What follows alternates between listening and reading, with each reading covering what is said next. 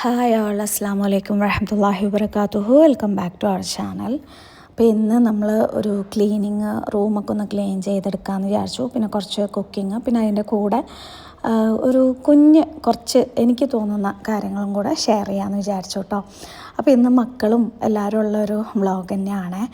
അവർക്കിന്ന് സ്കൂളിൽ പ്രോഗ്രാം കാര്യങ്ങളൊക്കെ ഉണ്ടായിരുന്നു. അപ്പോൾ അതിൻ്റെ കുറച്ച് കാര്യങ്ങൾ കാണിക്കുന്നുണ്ട്. പിന്നെ നമ്മുടെ റൂമിൻ്റെ കാര്യങ്ങൾ, പിന്നെ നമ്മുടെ ഓൺലൈൻ സെയിലിൻ്റെ കാര്യങ്ങൾ, അങ്ങനെ മൊത്തത്തിലെല്ലാം കൂടെ ഇൻക്ലൂഡ് ആക്കിയിട്ടുള്ള ഒരു വ്ളോഗാണ്. അപ്പോൾ നിങ്ങൾക്ക് ഇഷ്ടമാവുമെന്ന് വിചാരിക്കുന്നു. ഇഷ്ടമായാൽ ലൈക്ക് ചെയ്യാൻ മറക്കരുത്. അതുപോലെ നിങ്ങളുടെ അഭിപ്രായങ്ങളും കമൻറ്റ് ചെയ്യുക. അഭിപ്രായങ്ങളൊന്നും ഇല്ലാത്ത ആൾക്കാരാണെന്നുണ്ടെങ്കിൽ ജസ്റ്റ് ഒരു ഹാർട്ടെങ്കിലും ഇടാം കേട്ടോ. ഇപ്പോൾ കുറച്ച് ദിവസമായിട്ട് തീരെ വയ്യാത്തതുകൊണ്ട് മരുന്ന് കഴിക്കൽ അങ്ങോട്ട് തുടങ്ങിയിട്ടുണ്ട് കേട്ടോ. അല്ലാതെ ഉണ്ടെങ്കിൽ പിന്നെ പിടിച്ചെടുക്കാൻ പറ്റില്ല എന്ന് തോന്നി.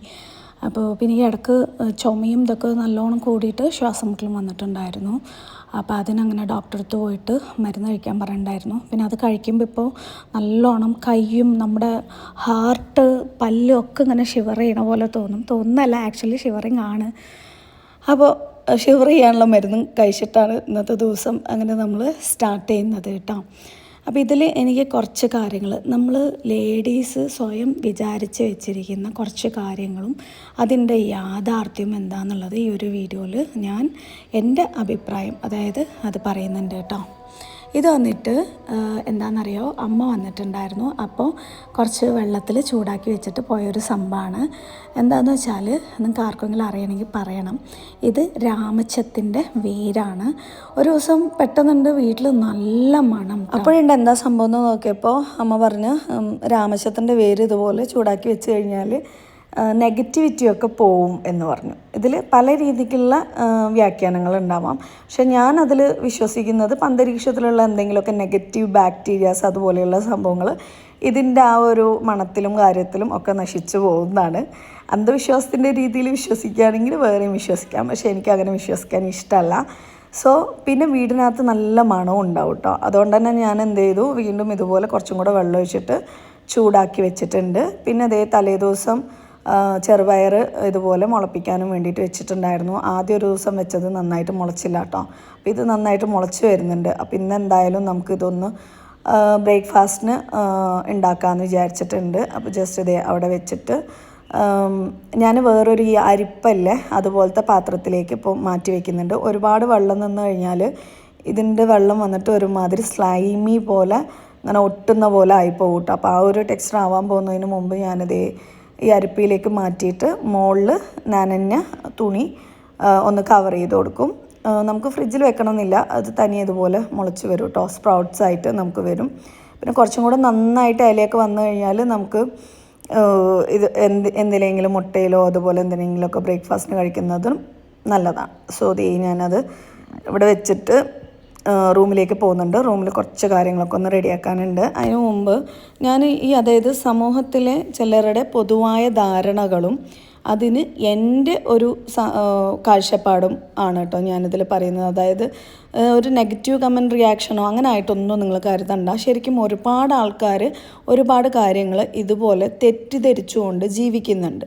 അപ്പോൾ എൻ്റെ കാഴ്ചപ്പാട് പറഞ്ഞു കഴിഞ്ഞാൽ അതിനോട് യോജിക്കുന്ന എത്ര പേരുണ്ട്, ഞാൻ പറയുന്നത് ശരിയാണോ, നിങ്ങളുടെ അഭിപ്രായം കൂടെ പറയാനുള്ള ഒരു സംഭവമായിട്ട് നിങ്ങളിതിനെ കണ്ടാൽ മതി. ഞാനത് ഈ ഒരു ബെഡ്ഷീറ്റിൻ്റെ കാര്യം കഴിഞ്ഞിട്ട് ഞാനത് പറയുന്നുണ്ട് കേട്ടോ.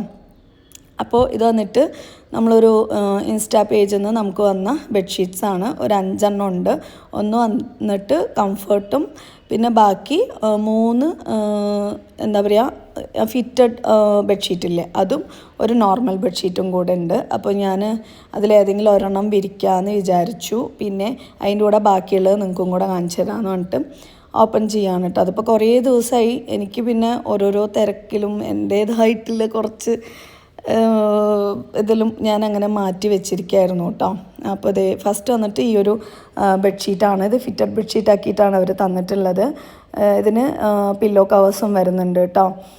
ഇത് വന്നിട്ട് കോട്ടൺ അല്ല, ഗ്ലേസ്ഡ് കോട്ടൺ അങ്ങനെ എന്തോ പറയും, പ്യുവർ കോട്ടൺ അല്ല കേട്ടോ. അപ്പോൾ ഈ ചൂടുള്ളവർ കോട്ടൺ തന്നെ വേണമെന്ന് വിചാരിക്കുന്നവർ ഇത് കോട്ടൺ ആണെന്ന് വിചാരിക്കേണ്ട.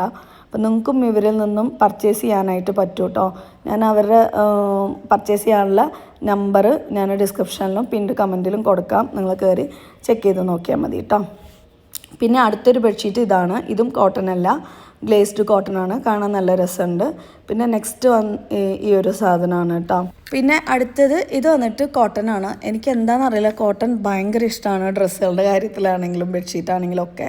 നമ്മൾ പാലക്കാടായതുകൊണ്ട് നല്ല ചൂടാണ് കേട്ടോ ഇവിടെ. അപ്പോൾ ഈ ഗ്ലേസ്ഡ് കോട്ടണൊക്കെ യൂസ് ചെയ്യുമ്പോൾ ചില സമയം ഭയങ്കര ചൂട് തോന്നും. അതേസമയം മഴക്കാലത്താണെന്നുണ്ടെങ്കിൽ നമുക്ക് ഓക്കെയാണ്. അപ്പോൾ എന്തായാലും കുറേ ബെഡ്ഷീറ്റുകൾ ഉണ്ടാകുന്ന സമയത്ത് ഇങ്ങനെ മാറി മാറി കുറേ ബെഡല്ല, അപ്പുറത്തെ റെനക്കുട്ടീൻ്റെ ബെഡിലേക്കും വിരിക്കാം, ഇതിലേക്കും വിരിക്കാം. അങ്ങനെയാണ് ഒരു 5 എടുത്തിട്ടുണ്ടായിരുന്നത്. ഇനി നെക്സ്റ്റ് കംഫർട്ടാണ്. ഈ ഒരു മോഡലാണ് വരുന്നത്. ഇതിലൊരു കാര്യം, നമുക്ക് അഫോർഡബിൾ ആയിട്ടുള്ള പ്രൈസിലാണ് കംഫർട്ട് വേണമെന്നുണ്ടെങ്കിൽ ഇത് നിങ്ങൾക്ക് ചൂസ് ചെയ്യാം. നന്നായിട്ട് ഒരു സിൽക്ക് പോലത്തെ ഒരു മെറ്റീരിയലാണ്. സോ ചൂടെടുക്കും. നിങ്ങൾ കോട്ടൺ ആണെന്ന് വിചാരിച്ചിട്ട് വാങ്ങിയിട്ട് എന്നെ ചീത്ത പറയരുത് കേട്ടോ. കാണാൻ നല്ല ഭംഗിയുണ്ട്, ബട്ട് കോട്ടൺ അല്ല. അഫോർഡബിൾ ആയിട്ടുള്ള പ്രൈസിൽ ഇപ്പോൾ കംഫർട്ട് എന്നൊക്കെ പറഞ്ഞാൽ നല്ല പ്രൈസ് ഉണ്ടാവും. അപ്പോൾ നമുക്ക് ഇപ്പോൾ വിരുന്നുകാരൊക്കെ വരുമ്പോൾ ബെഡൊക്കെ അത്യാവശ്യം നല്ല രീതിക്ക് ഇതാക്കി വെക്കണം. പക്ഷെ അധികം പൈസ ഇല്ലയെന്നുണ്ടെങ്കിൽ ഈ ഒരു ഓപ്ഷൻ പോവാം. ഇനി നിങ്ങൾക്ക് കോട്ടൺ ആണ് വേണ്ടതെന്നുണ്ടെങ്കിലും അവരോട് ചോദിക്കാം. അപ്പോൾ ഇതേ ഫൈനൽ ലുക്ക് ഇതെങ്ങനെയാണ് കേട്ടോ വരുന്നത്. ഞാൻ അതുപോലെയാണ് വിരിച്ചിട്ടുണ്ടായിരുന്നത്. നമുക്ക് കുറച്ചും കൂടെ കുറേ പില്ലോസൊക്കെ ഉണ്ടെങ്കിൽ കുറച്ചും കൂടെ കാണാൻ ഭംഗിയുണ്ടാവേ. പിന്നെ ചിലർ തെറ്റിച്ചിട്ട് നമ്മുടെ വാട്സപ്പിലേക്ക് എൻക്വയറി വരുന്നുണ്ട് വേറെ ആരെങ്കിലും പ്രൊഡക്റ്റ് കാണിക്കുമ്പോൾ. ഇത് ഞാൻ സെയിൽ ചെയ്യുന്ന പ്രൊഡക്റ്റ് അല്ല, നമ്മുടെ ഒരു സബ്സ്ക്രൈബർ സെയിൽ ചെയ്യുന്നതാണ്. അവരുടെ ഇൻസ്റ്റാഗ്രാം പേജും അവരുടെ ഫോൺ നമ്പറും വാട്സപ്പ് നമ്പറും ഒക്കെ ഞാൻ ഡിസ്ക്രിപ്ഷനിൽ കൊടുത്തിട്ടുണ്ടാവും. നന്നായിട്ട് വായിച്ചിട്ട് ഓർഡർ കൊടുക്കുക കേട്ടോ. പിന്നെ അതേ ബാക്കിയുള്ള സാധനങ്ങളൊക്കെ ഞാൻ തിരിച്ച് വിരിച്ചു. എന്നിട്ട് ബാക്കിയുള്ളതൊക്കെ എടുത്തു വെക്കാൻ പറ്റുന്ന ഭാഗത്തൊക്കെ എടുത്തു വയ്ക്കുകയാണ്. പെയിൻറ്റിങ് പണിക്കാർ വരും, ഓരോ ദിവസവും പ്രതീക്ഷിക്കും ഇന്ന് വരും നാളെ വരും എന്ന്. എന്നിട്ട് ഇതൊക്കെ ഒന്ന് അടുക്കി വെക്കാമെന്ന് വിചാരിക്കും. അവന്മാർ ഇതുവരെയും പറ്റിച്ച് എന്താ പറയുക, നമ്മുടെ വിഷമങ്ങളെല്ലാവരും ഇപ്പോൾ മനസ്സിലാക്കിക്കൊള്ളണം എന്നൊന്നുമില്ലല്ലോ. നമ്മുടെ പ്രശ്നങ്ങൾ നമ്മുടെ മാത്രം പ്രശ്നങ്ങളാണ്. മറ്റുള്ളവർക്ക് അവരുടെ പ്രശ്നങ്ങളും. അങ്ങനെ ഓരോ ദിവസവും പ്രതീക്ഷ ഒന്നും നടക്കുന്നില്ല. അപ്പോൾ കിട്ടിയ സാധനങ്ങളൊക്കെ അവിടെ ഇവിടെയൊക്കെ എടുത്ത് വെച്ചിട്ട് ഒതുക്കി വെക്കാമെന്ന് വിചാരിച്ചിട്ട് വീണ്ടും ഞാൻ ഇറങ്ങിയതാണ്. ഇനിയിപ്പോൾ നോമ്പിനാണെങ്കിൽ കുറച്ച് ദിവസം മാത്രമേ ഉള്ളൂ, എല്ലാം കൂടെ എന്താവുന്നൊന്നും ഒരു ഐഡിയ ഇല്ല. അപ്പോൾ ഇന്നത്തെ മെയിൻ പരിപാടി എന്ന് പറഞ്ഞു കഴിഞ്ഞാൽ റൂം ക്ലീനിങ് തന്നെയാണ് കേട്ടോ. അപ്പോൾ എൻ്റെ ഇടയിൽ കൂടെ ഞാൻ നേരത്തെ പറഞ്ഞൊരു കാര്യം പറയാം. നമ്മുടെ ഒരു സബ്സ്ക്രൈബർ അല്ലെങ്കിൽ നമ്മൾ വീഡിയോ കാണുന്ന ഒരു കുട്ടി 2 ദിവസം മുമ്പത്തെ വീഡിയോയിലിട്ട അവരുടെ ഒരു അഭിപ്രായമാണ് ഞാനിതിൽ പറയുന്നത്. അവർ പറയുന്നത് എന്താണെന്ന് വെച്ചാൽ 2 കൈയും കൂട്ടിയടിച്ചാലേ ശബ്ദമുണ്ടാകുകയുള്ളൂ, അത് മനസ്സിലാക്കണം. എൻ്റെ അയൽവാസി ഒരു ചേച്ചിയുടെ കാര്യം പറയാം. ഹസ്ബൻഡ് മദ്യപാനിയാണ്. മദ്യപിച്ചാൽ ചീത്ത വിളിക്കും. പക്ഷേ ആ ചേച്ചി ചീത്ത വിളിക്കുമ്പോൾ ഒരക്ഷരം തിരിച്ചു പറയില്ല. പാവം. കുറച്ച് കഴിയുമ്പോൾ അയാൾ അടങ്ങും. മദ്യപിക്കാത്ത സമയത്ത് ജോലി ചെയ്തു ചിലവിന് കൊടുക്കും. തിരിച്ചു വഴക്ക് കൂടാത്തത് കൊണ്ട് തന്നെ അയാൾക്ക് ആ ചേച്ചിയോട് സ്നേഹമുണ്ട്. കുടുംബം കുഴപ്പമില്ലാതെ മുന്നോട്ട് പോകുന്നുമുണ്ട്. അതേസമയം ആ ചേച്ചി കൂടി തിരിച്ച് വഴക്കടിച്ചിരുന്നെങ്കിലോ പ്രശ്നം ഗുരുതരമാകില്ലേ? പിന്നെ അവരെങ്ങനെ ജീവിക്കും? അവർക്ക് കാലൊക്കെ വയ്യാത്തതാ, ജോലിയെടുക്കാനും പറ്റില്ല. അപ്പോൾ കുറച്ചൊക്കെ കുടുംബജീവിതത്തിൽ ക്ഷമിക്കേണ്ടി വരും.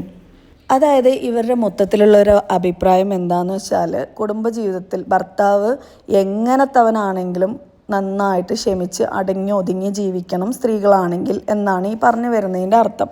അതും ഒരു മദ്യപാനിയായ ഒരാളെ ന്യായീകരിക്കുന്നതാണ് ഞാനിവിടെ ശ്രദ്ധിച്ചത്.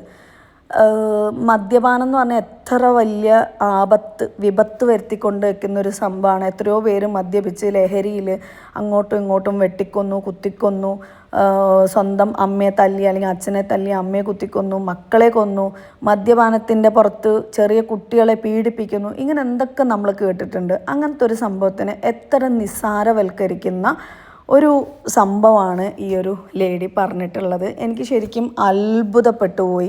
പിന്നെ ഇവർ തന്നെ ഇതിൽ പറയുന്ന ഒരു കാര്യമുണ്ട്. ആ ചേച്ചിക്ക് സുഖമല്ല, കാലൊക്കെ വയ്യാത്തതാ, ജോലി എടുക്കാനും പറ്റില്ല.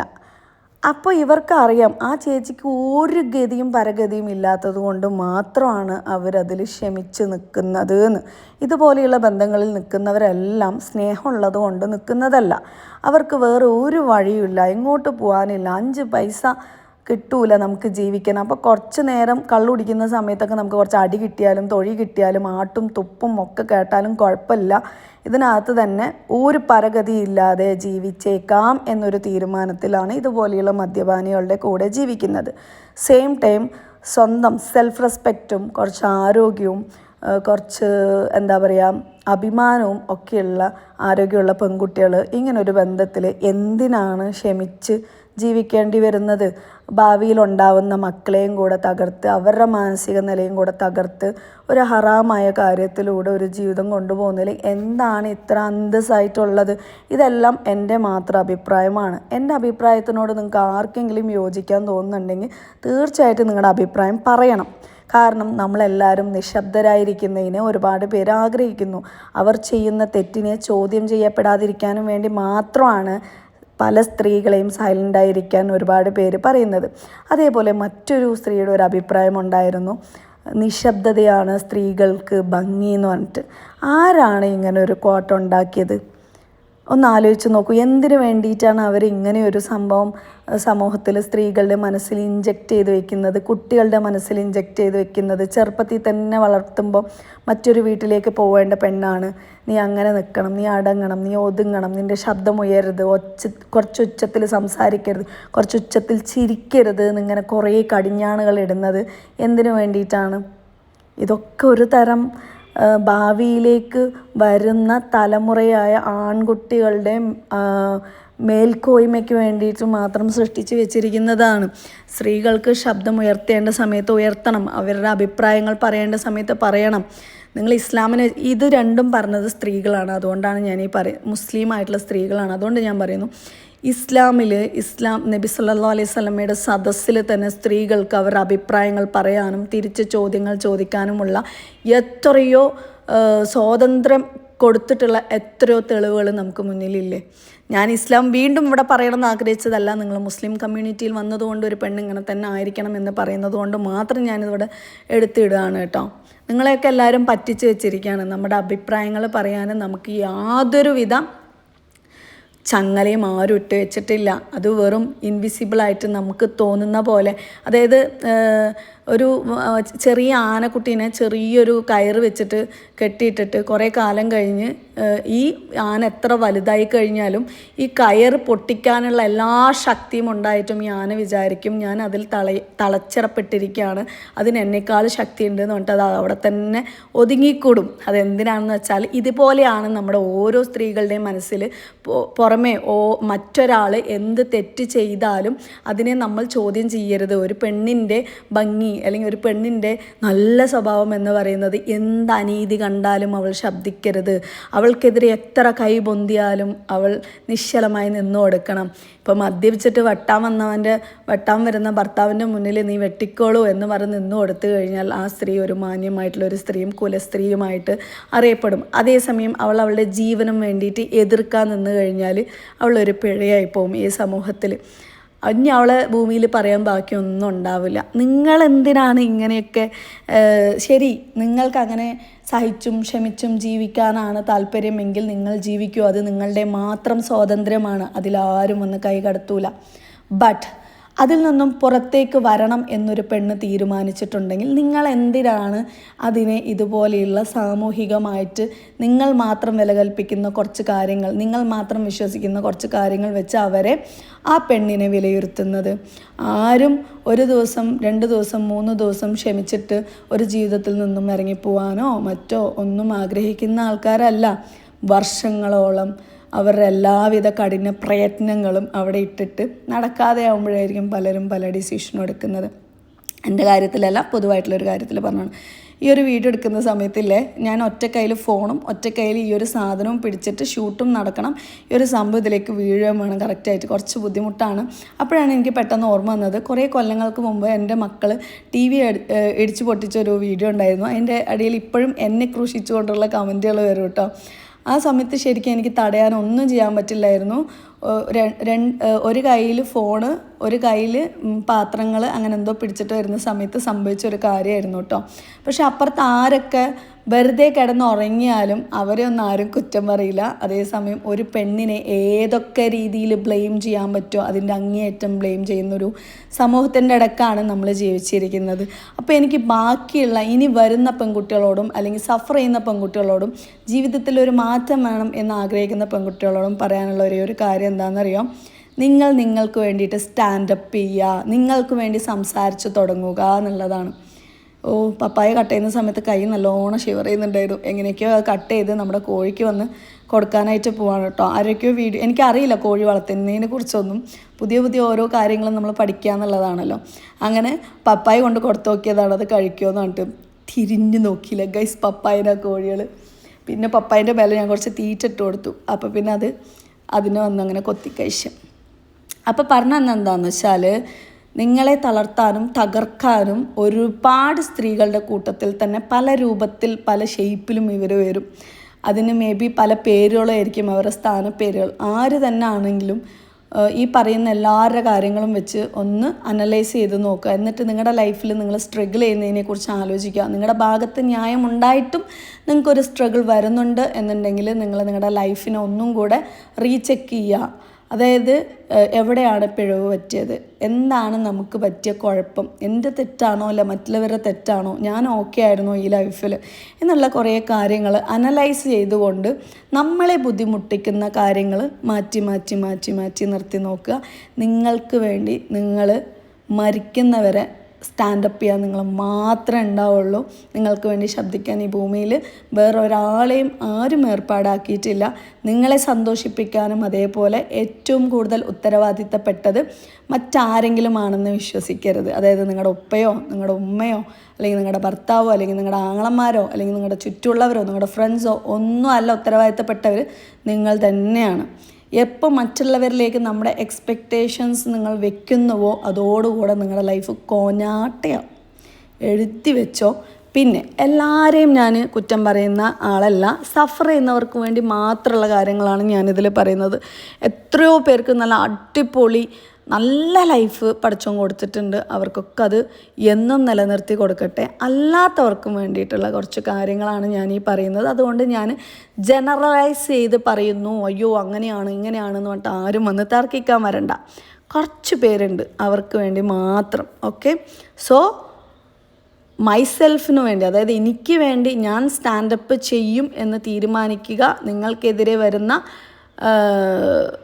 ആരോപണങ്ങളാണെങ്കിലും അതെന്ത് തന്നെ ആണെങ്കിലും തിരുത്തി കൊടുക്കേണ്ട സമയത്ത് തന്നെ തിരുത്തി കൊടുക്കണം. അവരത് എങ്ങനെ എടുക്കുന്നു എന്നൊന്നും നിങ്ങൾ നോക്കണ്ട. നിങ്ങളുടെ കാര്യം നിങ്ങൾ പറയാം, ഞാനിങ്ങനെയാണ്, ഞാൻ ആരെയും ബുദ്ധിമുട്ടിക്കുന്നില്ല, ഞാൻ ആരെയും കഷ്ടപ്പെടുത്തുന്നില്ല, സോ എന്നെയും ആരെയും കഷ്ടപ്പെടുത്താനും ബുദ്ധിമുട്ടിക്കാനും വരരുത്, ചൊറിയാൻ വരണ്ട, ഞാൻ കയറി മാന്തും എന്നുള്ളത് മുഖത്ത് നോക്കി പറയാൻ പഠിക്കണം. ഒരുപാട് പെൺകുട്ടികളുടെ ഏറ്റവും വലിയൊരു പ്രോബ്ലം എന്താണെന്ന് വെച്ചാൽ, നമുക്ക് വേണ്ടാത്തൊരു കാര്യമാണെങ്കിൽ പോലും മറ്റുള്ളവർക്ക് വിഷമമാവും എന്ന് വിചാരിച്ചിട്ട് നോ പറയാൻ മടിയുള്ള പേടിയുള്ള മുഖസ്തുതി നോക്കുന്ന പെൺകുട്ടികളാണ് ഈ സമൂഹത്തിൽ ഒരുപാട് അനുഭവിക്കുന്നത്, ഇൻക്ലൂഡിങ് മീ. ഞാൻ നോ പറയാൻ ഏറ്റവും കൂടുതൽ മടിയുള്ള ഒരാളാണ്.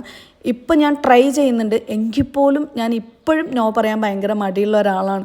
അതുകൊണ്ട് ഞാൻ വേറെ രീതിക്ക് എങ്ങനെയെങ്കിലും പറഞ്ഞു കഴിഞ്ഞാൽ അവർ അതിൽ കടിച്ച് പിടിച്ച് തൂങ്ങി അവരുടെ കാര്യങ്ങൾ നേടിയിട്ട് പോകുന്ന ആൾക്കാരുമാണ്. ഇന്നാൾ നമ്മൾ തലേദിവസം ഇട്ടൊരു വീഡിയോയിൽ കണ്ടില്ലേ, അവരുടെ ആവശ്യത്തിന് വേണ്ടി എന്നെ കോണ്ടാക്ട് ചെയ്ത് അവസാനം എന്നെ ബ്ലെയിം ചെയ്തുകൊണ്ട് അവർ നടക്കുകയാണ്. അപ്പോൾ ഈ സമൂഹത്തിൽ എല്ലാവരും അങ്ങനെ തന്നെയാണ്.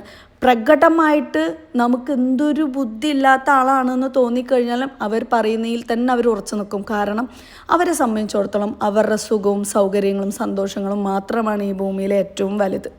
അതേപോലെ എന്തുകൊണ്ട് നമ്മൾ ഈ കുറച്ച് ആൾക്കാരായിക്കൂടാ? നമ്മൾ മാത്രം എന്തിനാണ് മറ്റുള്ളവരുടെ ജീവിതത്തിനെക്കുറിച്ച് ചിന്തിച്ച് നമ്മുടെ ടൈമും നമ്മുടെ സമാധാനവും ഒക്കെ കളയുന്നത് എന്ന് നിങ്ങളും എന്ന് ചിന്തിച്ച് തുടങ്ങുന്നു, അന്ന് നിങ്ങൾക്ക് വിജയം കിട്ടും കേട്ടോ. അപ്പോൾ അതേ ഞാൻ പറഞ്ഞില്ലേ, കുട്ടികൾക്ക് ഇന്ന് സ്കൂളിൽ പ്രോഗ്രാമായിരുന്നു. അപ്പോൾ അവരെയൊക്കെ ഒന്ന് റെഡിയാക്കി എടുത്തിട്ടുണ്ട്. നമ്മുടെ ഇച്ചു ബേബി ഡോക്ടറും ചുച്ചുക്കുട്ടി ഏഞ്ചലും നമ്മുടെ ഹെയ്സു പോലീസും ആയിട്ടായിരുന്നു. അപ്പോൾ അവർ റെഡിയാക്കിയിട്ടുണ്ട്. പിന്നെ കിച്ചണിൽ നമുക്ക് ഇതേ കുട്ടികൾക്ക് കൊടുത്തയക്കാനുള്ള ചോറ് കാര്യങ്ങളൊക്കെ റെഡിയാവുന്നുണ്ട്. അപ്പോൾ ഇത് കുട്ടികൾ പോണതിന് മുമ്പ് അവരെയും കൂട്ടിയിട്ട് ഒന്ന് തീറ്റ കൊടുക്കാനും വേണ്ടിയിട്ട് പോയതാണ് കേട്ടോ. സഹജീവികളോടുള്ള സ്നേഹം നമ്മൾ ഈ പ്രായത്തിൽ തന്നെ പഠിപ്പിച്ച് കൊടുക്കണം എന്ന് തോന്നിയിട്ട് ഇവരെ ഞാൻ ഇങ്ങനെയൊക്കെ ഇൻക്ലൂഡ് ആക്കാനും വേണ്ടിയിട്ട് ട്രൈ ചെയ്യാറുണ്ട്. അപ്പോൾ വലുതാവുന്ന സമയത്ത് നമ്മുടെ മാത്രം സ്വന്തം കാര്യം നോക്കി ജീവിക്കരുത്, നമുക്ക് ചുറ്റുള്ളവർക്കും വേണ്ടി നമ്മൾ എന്തെങ്കിലുമൊക്കെ ചെയ്യണം, അത് നമ്മുടെയും കൂടെ ഒരു ബാധ്യതയാണ് എന്നുള്ളത് ഈ ചെറുതിൽ തന്നെ നമ്മളിങ്ങനെ മനസ്സിലാക്കുക. അതിനിപ്പോൾ കോഴി വളർത്തണമെന്നൊന്നുമില്ല കേട്ടോ. വേറെ എന്ത് തന്നെ ആണെങ്കിലും, മനുഷ്യനാണെങ്കിലും മൃഗമാണെങ്കിലും നമ്മൾ സഹജീവികളോട് നല്ല സഹാനുഭൂതിയുള്ള ആൾക്കാരാക്കി നമ്മുടെ വരും തലമുറനെ മാറ്റുക. പിന്നെ ദേ നമ്മുടെ മറ്റേ പഴയ വീട്ടിലുണ്ടായിരുന്ന സെയിം ചാമ്പയ്ക്കയുടെ മരം പടച്ചോലി എനിക്ക് വേണ്ടി ഇവിടെ ദേ സെറ്റ് ചെയ്ത് വെച്ചിട്ടുണ്ട്. അതെല്ലാം നന്നായിട്ട് കായ്ച്ചിട്ടുണ്ട്. ഇവിടെ ഒരു 7 വക ചാമ്പകളുണ്ട്. ഈ ഒരെണ്ണമാണ് ഏറ്റവും ടേസ്റ്റ് ഉള്ളത്. വേറെ ഒരെണ്ണം ഇതുപോലെ ഇതിൻ്റെ ഉണ്ട ഒരു ബോൾ ഷേപ്പിലുണ്ടാവും. അത് വലിയ ടേസ്റ്റൊന്നുമില്ല. അതൊക്കെ അച്ചാറിടാനൊക്കെ ഉപയോഗിക്കുന്ന പോലെയാണ് കേട്ടോ. പിന്നെ സപ്പോട്ട ഉണ്ട്, പിന്നെ നെല്ലിക്ക ഉണ്ട്, കറിവേപ്പില, അങ്ങനെ കുറച്ചൊക്കെ. ഇനി കുറേ പച്ചക്കറികളും വെക്കണം എന്നുണ്ട് കേട്ടോ. പിന്നെ ഇതേ നമ്മുടെ ചുച്ചിക്കുട്ടി ഇങ്ങനെ കാണുന്ന സമയത്ത് നല്ല രസമുണ്ടായിരുന്നു. അപ്പോൾ ഞാൻ ഇങ്ങനെ പറഞ്ഞു, ചെറുതായിട്ട് ഡിമ്പിൾ അവൾ ചിരിക്കുമ്പോൾ വരുന്നുണ്ടായിരുന്നു. എനിക്കങ്ങനെയാണ്. അപ്പോൾ ഞാൻ പറയാം, ഈ അമ്മിനെ പോലെ തന്നെ ഉണ്ട് ഫേസ് ഡിമ്പിൾ വരുമ്പോൾ എന്ന് പറഞ്ഞപ്പം അവൾക്ക് ഭയങ്കര ഹാപ്പിയായി. പിന്നെ അപ്പുറത്ത് നമ്മുടെ ഇച്ചു ബേബി നിൽക്കുന്നുണ്ട് ഡോക്ടറായിട്ട്. എനിക്ക് സത്യം പറഞ്ഞാൽ ഇങ്ങനെ ഡ്രസ്സുകൾ എടുക്കാനും ഇവർ സ്കൂളിൽ ഓരോ പരിപാടി വരുമ്പോൾ അതിന് വേണ്ടി പൈസ ചിലവാക്കാൻ കുറച്ച് സങ്കടം തോന്നും. എന്നിട്ട് ഞാൻ ടീച്ചറോട് പറയുകയും ചെയ്തു, എനിക്കുള്ള ഡ്രസ്സേ ഞാൻ ഇട്ട് കൊടുത്ത് വിടുള്ളൂ, അതിന് വേണ്ടിയിട്ട് എനിക്കിപ്പോൾ വാങ്ങാനൊന്നും പറ്റൂല എന്ന് പറഞ്ഞിട്ട്. പിന്നെ ഇത് വന്നിട്ട് വാടകയ്ക്ക് എടുത്ത ഡ്രസ്സാണ് കേട്ടോ, ഞാനല്ല. അപ്പോൾ അതേ ഇവർ ഭയങ്കര ഹാപ്പിയാണ് ഈ ഡ്രസ്സൊക്കെ ഇട്ടിട്ട്. ഇനിയിപ്പോൾ നമ്മുടെ ഇവിടെ മാങ്ങമരം ഉണ്ട്, മാവ് എന്നല്ല പറയാം. അപ്പോൾ അതിൽ നല്ല വലിയൊരു മാങ്ങ വന്നിട്ടുണ്ട്. സെയിം മാങ്ങ അതേപോലത്തെ വലുത് നമ്മുടെ ആ വീട്ടിലും ഉണ്ട് കേട്ടോ. സെയിം അല്ല, എന്തോ ഒരു വക ബേദ് എന്തോന്ന് ആണ്. പിന്നെ നമ്മുടെ ഇവിടെ കുറേ ബൊഗെയിൻവില്ല ഈ സൈഡ് ഫുള്ളായിട്ട് വെച്ച് പിടിപ്പിച്ചിട്ടുണ്ട്. ഇതിൻ്റെ മുകളിൽ നിന്ന് നോക്കുന്ന വ്യൂ ശരിക്കും പറഞ്ഞാൽ അടിപൊളിയാണ്. നിങ്ങൾ ഒരുപാട് പേര് ചോദിച്ചിട്ടുണ്ട് അത് ഏതാ സ്ഥലം എന്നൊക്കെ. അത് നമ്മുടെ ബാൽക്കണിയിൽ നിന്ന് കഴിഞ്ഞാൽ, ബാൽക്കണി എന്ന് പറഞ്ഞാൽ ഒരു വരാന്ത പോലെ ഉണ്ടാവും. ഞാനത് ഇതിൽ കാണിച്ചു തരാം കേട്ടോ എങ്ങനെ ഉണ്ടാവുക എന്നുള്ളത്. എന്നിട്ട് അതിന്ന് നമ്മൾ നോക്കിക്കഴിഞ്ഞാൽ നല്ല അടിപൊളി വ്യൂ ആയിരിക്കും നമ്മുടെ ബൊഗെയിൻവില്ലയും പിന്നെ അപ്പുറത്തുള്ള ആ ഒരു കുളവും കൂടെ ആകുമ്പോൾ ഒന്നും പറയണ്ട, കാണാൻ സൂപ്പർബാണ് കേട്ടോ. അപ്പോൾ ഇത് കണ്ടില്ലേ, ഇവിടെ ശരിക്കും പറഞ്ഞാൽ കുറച്ച് നേരം വന്ന് ഇരിക്കാൻ ഒക്കെ നല്ല അടിപൊളി സംഭവമാണ്. പക്ഷേ ഇതുവരെ അങ്ങനെ ഫസ്റ്റ് വന്ന പുതുക്കത്തിൽ ഒരു ദിവസം ഞാനും മക്കളൊക്കെ ഇരുന്നിട്ടുണ്ടായിരുന്നു. പിന്നെ ക്ലീനിങ് കാര്യങ്ങളൊന്നും കഴിയാത്തത് കൊണ്ട് എനിക്ക് അവിടെ പോകാനും വലിയൊരു താല്പര്യം ഉണ്ടായിരുന്നില്ല. ക്ലീനിങ് ടീം വരാമെന്ന് പറഞ്ഞിട്ടുണ്ടായിരുന്നു. ഞാൻ കംപ്ലീറ്റ് പണികളൊക്കെ കഴിഞ്ഞിട്ട് അവരെ വിളിക്കാമെന്നാണ് വിചാരിച്ചിട്ടുണ്ടായിരുന്നത്. പണികളാണെങ്കിൽ കഴിയുന്ന ഒരു വഴിയുമില്ല. ഇങ്ങനെയാണ് നമ്മുടെ മുകളിലുള്ള അപ്സ്റ്റെയറിൽ ഇത്രയും നീളത്തിൽ നല്ലൊരു വരാന്ത കാര്യങ്ങളൊക്കെ ഉണ്ട്. പിന്നെ ഇവിടെയാണ് കേട്ടോ നമ്മുടെ അനീഷ ഓർഡർ കാര്യങ്ങളൊക്കെ എടുക്കുന്നത്. നമ്മുടെ ലഞ്ച് ബോക്സിൻ്റെയും ലൈറ്ററിൻ്റെയും പിന്നെ അതുപോലെ ബാക്കിയുള്ള ജ്വല്ലറീസ്, ഡ്രസ്സ്, അങ്ങനെയുള്ള സാധനങ്ങളുടെയൊക്കെ. ഞാൻ ആക്ച്വലി ഒരുപാട് വേറെ ഐറ്റംസൊക്കെ കൊണ്ടുവരണം എന്നൊക്കെ വിചാരിച്ചിരുന്നതാണ്. പക്ഷെ എന്താണെന്ന് അറിയില്ല, ഇപ്പോൾ കുറച്ച് ഒന്ന് കഴിഞ്ഞിട്ട് ഇനി എപ്പോഴെങ്കിലും സമാധാനത്തിലൊക്കെ ചെയ്യാമെന്ന് വിചാരിച്ചിട്ട് അങ്ങനെ ഇരിക്കുകയായിരുന്നു. പിന്നെ നമുക്ക് ലേറ്ററിന് അത്യാവശ്യം നല്ല എൻക്വയറി ആണ്. അപ്പോൾ ഞാൻ വീണ്ടും റീസ്റ്റോക്ക് ചെയ്തിട്ടുണ്ട്. ഇത് കുറേ ദിവസമായിരുന്നു വന്നിട്ട്, പക്ഷേ ഞാൻ വീഡിയോയിൽ പിന്നെ കാണിക്കാതിരുന്നതാണ് കേട്ടോ. ഇനിയിപ്പോൾ ഇവിടെ രാവിലെ നിന്ന് വൈകുന്നേരം വരെ ഓർഡർ കാര്യങ്ങളൊക്കെ എടുക്കും. മിക്ക ആൾക്കാരും എൻ്റെ കാര്യങ്ങളൊക്കെ ഇങ്ങനെ ചോദിക്കാറുണ്ട്. ആക്ച്വലി അങ്ങനെ ചെയ്യരുത് കേട്ടോ.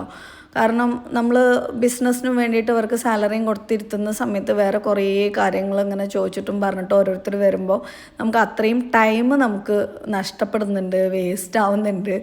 സോ എന്തെങ്കിലും ബിസിനസ് എൻക്വയറി ഉണ്ടെങ്കിൽ ആളുടെ അടുത്ത് ഞാൻ ഡിസ്ക്രിപ്ഷനിൽ കൊടുത്തിരിക്കുന്ന അല്ലെങ്കിൽ താഴെ കൊടുത്തിരിക്കുന്ന നമ്പറിൽ നിങ്ങൾക്ക് കോൺടാക്റ്റ് ചെയ്താൽ ഈ പ്രോഡക്ട്സ് കിട്ടും.